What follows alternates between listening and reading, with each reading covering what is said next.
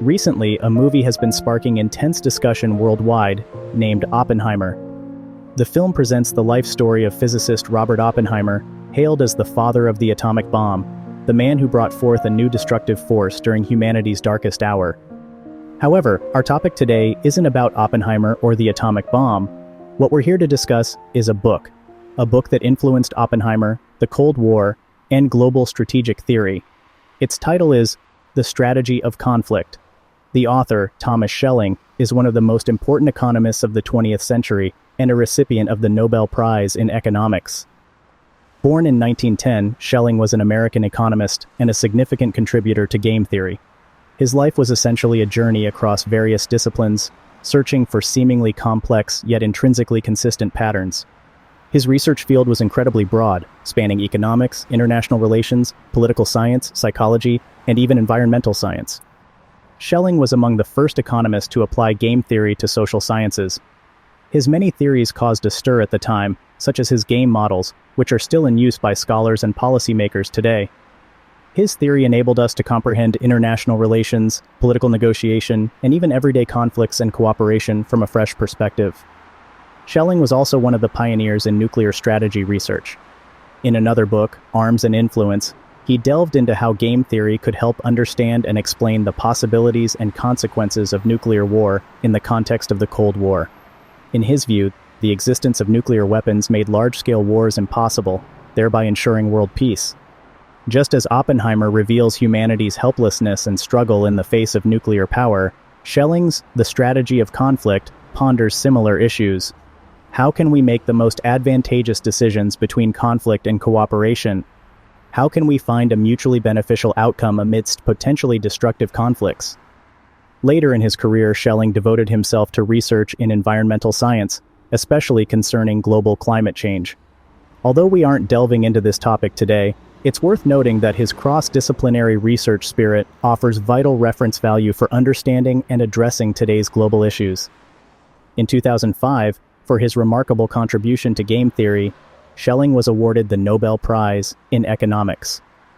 This recognition signifies the highest acknowledgement of his lifelong contributions and his exceptional contributions to game theory, economics, and international relations. The Strategy of Conflict was published back in 1960. You may ask why we're discussing such an old book and how it's relevant to today's topics. Despite its age, the insights, perspectives, and even prophecies in the book still have profound impacts on our world today. Let's consider the publishing context of the book. It was a time when the world, decades after World War II, was under the shadow of the Cold War, with a bipolar confrontation between the US and the USSR plunging the world into a potential crisis. In such a backdrop, the book, through a deep analysis of conflict and cooperation, provides us with a fresh viewpoint to understand the world's situation. What's the central theory of this book?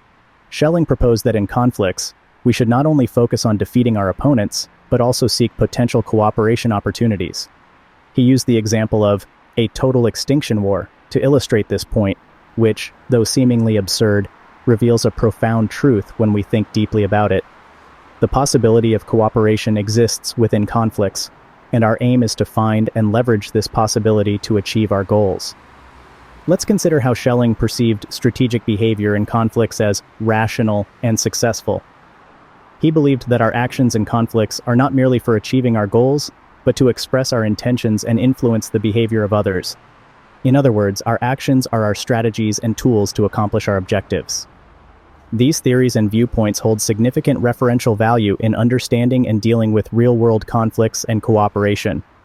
This is why the book is still widely read and cited today. The recent movie, Oppenheimer, directly demonstrates humanity's helplessness and struggle facing nuclear power. Schelling's The Strategy of Conflict ponders similar questions. Between conflict and cooperation, how can we make the most advantageous decision? How can we find a mutually beneficial outcome amidst potentially catastrophic conflicts?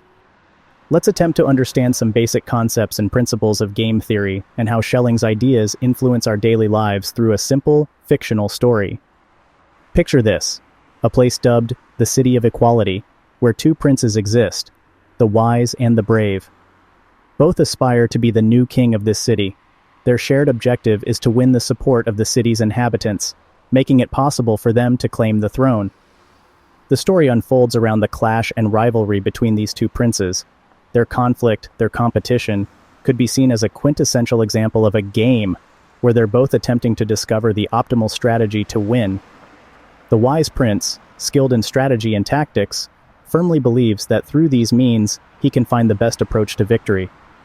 The brave prince, on the other hand, trusts that only through direct power and courage can the game be won. You might think it's a straightforward competition, just see who is stronger or more intelligent, and there you have your winner. But the reality is not that simple. From Thomas Schelling's perspective, conflict and cooperation are not isolated, they influence each other. In other words, you can't just consider yourself. You also need to take into account your opponent, how your actions will affect them, and how theirs will impact you. In this tale, while the wise and brave princes are adversaries, they are also potential collaborators. By working together, they can jointly win the support of the people and ascend to the throne. This is what Schelling refers to as finding the potential for cooperation in conflict. Therefore, what we see is that Schelling's game theory isn't solely about conquering the opponent, but rather considering the problem from a more holistic viewpoint, identifying potential collaboration within the conflict, and utilizing this possibility to achieve our objectives. This profound idea is highly significant in our understanding of real-world conflict and cooperation, and how we tackle these issues. Returning to our story, eventually both the wise and the brave princes realize this and decide to cooperate, ruling the city of equality together.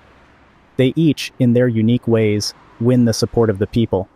This is game theory applied in real life, illustrating why we delve into Schelling's book, The Strategy of Conflict. Now, you might have a preliminary understanding of game theory. It's not just a theory, but a lifestyle, a lens through which we view the world. Amid conflict and cooperation, we need to discover the best strategy to attain our objectives. And this is the essence of game theory. Now, we return to the initial question. To maintain peace and prevent wars, a weapon must be created that can produce a threat while also serving as a defense, discouraging others from starting wars. Schelling writes in his book, people often seek peace on the edge of conflict. They seek the potential for cooperation. The creation of such a threat isn't to instigate war, but to prevent it, to encourage conflict parties to look for opportunities to cooperate, to find common objectives, thus achieving peace. As for Schelling's other viewpoint, sacrificing some civilians could, in fact, save their lives, as it would deter others from starting a war. This seemingly contradictory idea uncovers a profound truth. Sometimes we must make difficult decisions. For the sake of greater peace, to prevent larger conflicts, we might need to sacrifice some short-term benefits, or even some innocent lives. However, this doesn't mean we should disregard the value of life or human dignity. On the contrary, it signifies respect for life, the pursuit of peace. Only when we truly understand the nature of conflict and the importance of peace can we make the right decisions. Can we genuinely protect our people and our world? When we watch films like Oppenheimer, when we observe characters like Oppenheimer himself, we must not forget the challenges they faced were not solely scientific, but also human. They were striving to find a balance between power and peace. They were battling to prevent destructive conflict. They were fighting for our peace. This is the enlightenment the strategy of conflict offers us. We need to see not only conflict, but also cooperation. Not just challenges, but opportunities. Not merely war, but peace. In our lives, we often face similar challenges. We encounter conflicts, hardships, hurdles. But if we can see these issues from Schelling's perspective, if we can analyze these problems through the lens of game theory, we'll find many opportunities, many possibilities. We can discover a way that protects our interests and achieves peace. This game theory isn't confined to sophisticated academic papers. It pervades our everyday lives. Classic game theory models, like the prisoner's dilemma, may seem counterintuitive and irrational, which is precisely where the intrigue of game theory lies. The book I'm discussing today takes game theory to another level. Let's take a look at this passage from the book. The deterrence idea also crops up casually in everyday affairs. Automobile drivers have an evident common interest in avoiding collision and a conflict of interest over who shall go first and who shall slam on his brakes and let the other through. collision being about as mutual as anything can be, and often the only thing that one can threaten.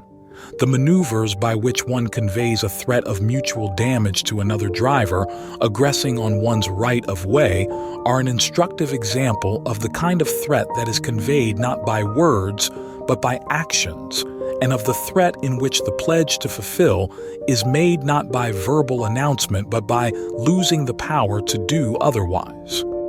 Finally, there is the important area of the underworld. Gang war and international war have a lot in common. Nations and outlaws both lack enforceable legal systems to help them govern their affairs. Both engage in the ultimate in violence.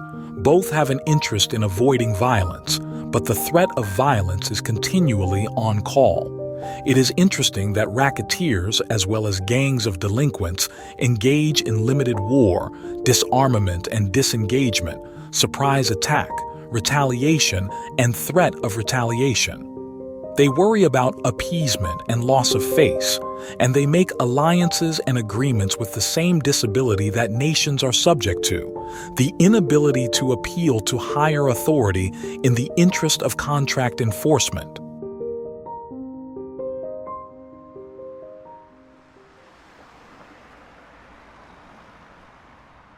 Just as we've read earlier, the realm of game theory is vast, stretching from everyday driving conflicts to territorial battles among organized crime syndicates, and even to disputes and wars between nations.